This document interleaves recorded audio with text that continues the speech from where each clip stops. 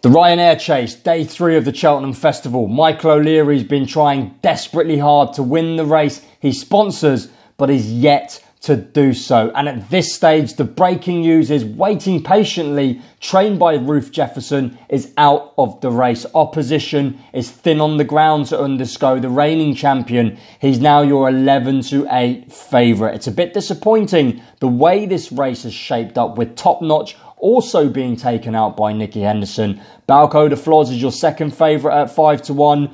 Q-Card, the OAP, the Legends available at 6s. Cloudy Dreams at 8s, trained by Ruth Jefferson. And then we've got Frodon for Paul Nicholls at 14s. A lot of horses. Will they run? Won't they run? Will Douvan run? Will Min run? Highly unlikely. Sub-Lieutenant is a 20-1 shot. And then you've got Le Presien at 50s. But this race could actually turn out to have less than 8 runners in, which is quite incredible. Let's talk about the Ryanair. It's ran on Thursday, the 250. 17 fences will be jumped. The current going is good to soft. It'll be run on the new course over 2 miles and 5 furlongs. The top jockey in this race is Ruby Walsh. He's had 4 victories. Now, as I already mentioned, Michael's tried to win the race and failed. He's been runner-up with Mossbank, First Lieutenant, Vasilito and Sub-Lieutenant. So he's been trying very, very hard, but to no success.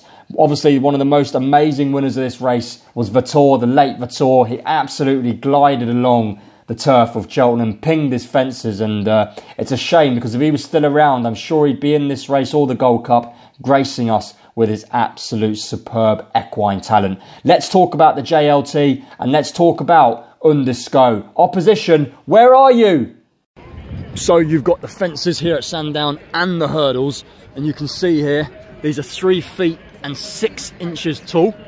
And you can see why some flat horses take to these hurdles and some horses don't take to the, the big fences. These are 4'6" and 6 feet wide. It really is a different kettle of fish between being a hurdler and a chaser. I mean, I suppose you could say you've got to have quite a lot of balls to be a chaser. But you can see the difference here between hurdles and fences at Sandown. It's actually quite impressive to see up close. Since day 1 when Undersco arrived in Britain from France, he's absolutely annihilated opposition on soft ground. He's been a serious animal. He's managed to stay sound for the majority of his career, unlike Forheen, unlike Douvan. He really is, in my eyes, the star of Willie Mullins' yard, and his Cheltenham record is absolutely fantastic. He's won an Arkle. Obviously, he was second to Sprinter Sacra in the Champion Chase, the legendary Sprinter Sacra. He went on to win the Ryanair, hammering Alan King's horse, Ux Alexandra, by 5 lengths. He jumped from the front that year and was very, very impressive.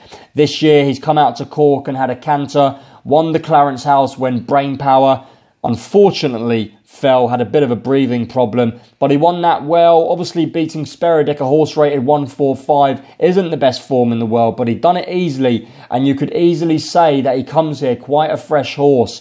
Prior to that, he went on to beat Sire de Grugy in the Tingle Creek, another ultimately very good yardstick. And one thing Undersco does so well is he gets into a rhythm, he jumps, he pings his fences, and he always gives his bloody running. He's a tough old beast. He's 10 years old now. We can all imagine the scenes. Ruby back in the saddle doing the steering. This horse will get to the front, and it will be a question of catch me if you can. He's your current 11-8 favourite. He's short, but at this stage, opposition's thin on the ground, and he's every right to be short. Now, Douvan's still in the betting at around 4-1, 9-2, but the truth of the matter is, will Douvan make the festival? Looks unlikely at this stage. Would they run him in the Ryanair rather than the Champion Chase? You never know. It could well happen, but we just don't know. This is a Grade 1. The Champion Chase is obviously a Grade 1. Who knows where Douvan's going? Who knows if he's going to make the Cheltenham Festival? What we do know is Balco de Floz, trained by Henry de Bromhead, a 7-year-old, is your real second favourite. He's a 9-2 shot. And again, this is a really decent horse. Now, he fell last year in the JLT. It was an unfortunate fell. He fell 4 out. He was still travelling all right for David Mullins. After that, he went on to punch us down off a marker 143, was 3rd in the good handicap, and then obviously went to Galway. Absolutely hosed up in the Galway plate off a 146. Beat Shane's Hill, who's a decent horse.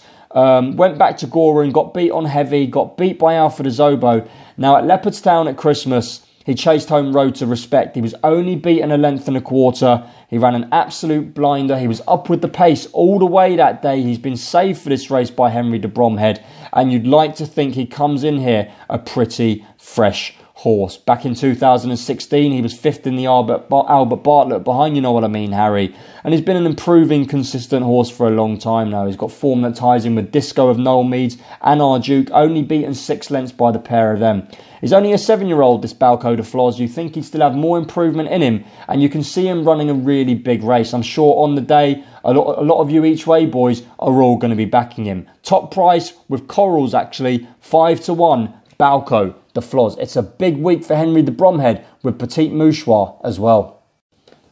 Let's talk Q Card, the old legend, the OAP. He's now 12 years old, but he's no back marker. Credit to Colin Tizard, he's done a sterling job with this horse. He's an absolute legend, one of my all-time favourites, and I absolutely love the beast. Started off by winning a bumper at Fontwell, went over to Cheltenham for the Fez, ran in the champion bumper there and won at 40-1. Absolutely pissed all over Alfaroff. It was an incredible performance, and he signalled that day he's a truly top-class horse. Had a good novice hurdle campaign. Disappointing in the Supreme was a 7-4 Fav, could finish only 4th, but has since gone novice chasing, finished 2nd to Sprinter Sacre in the Arkle. Now fast forward a little time forwards, he went on to win the Ryanair in 2013. We're now 2018. This horse has been around for an absolute lifetime. He's won multiple Grade 1s. He's had multiple battles, including winning a King George, beating Vitor with Alfaroff 13 lengths back in 3rd.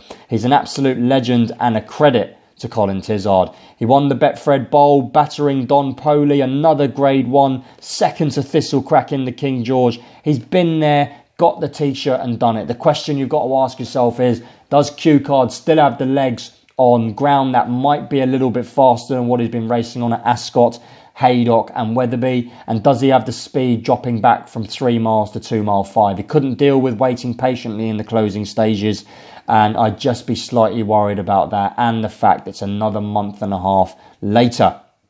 But take nothing away from Q Card. He's an absolute legend, and I'm delighted to see him back to his best. The question is, can he perform one more time? He's got a good record at Cheltenham, a few disappointments, including a fall in the Gold Cup, but he's a course and distance winner, a 12-year-old, still rated 166. There's life in the old boy yet. Let me know your opinion. Q Card, can he win the Ryanair? Can he outstay Undersco? Can he bloody do it?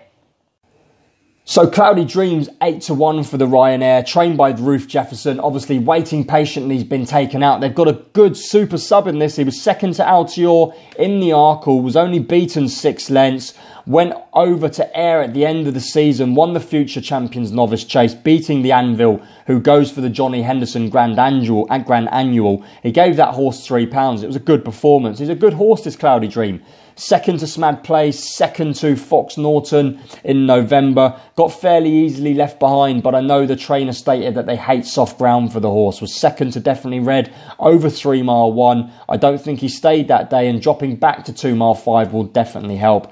Teed up for this race, running at Newbury behind Native River. Again, you know, he got fairly easily beaten 12 lengths. Native River gave him £3. My question about Cloudy Dream is he truly a Grade 1 performer? Can he live with the top horses like Q Card and Undersco? I have my reservations, but he could be a tempting each way price for certain people. Still 8-1. He's still fairly young for what he's done, and there could be a bit more to come. But Cloudy Dream, he isn't for me. Frodon, currently available at 14-1 for the Ryanair. He's an admirably consistent 6-year-old for Paul Nicholls. He's a course and distance winner, and he appears to have been around forever. He's taken a lot of racing, this young horse, on certain occasions. For example, the year before, 2, 3, 4, 5, 6, 7, 8, 9. He had 9 runs in the season from 2016 to 2017.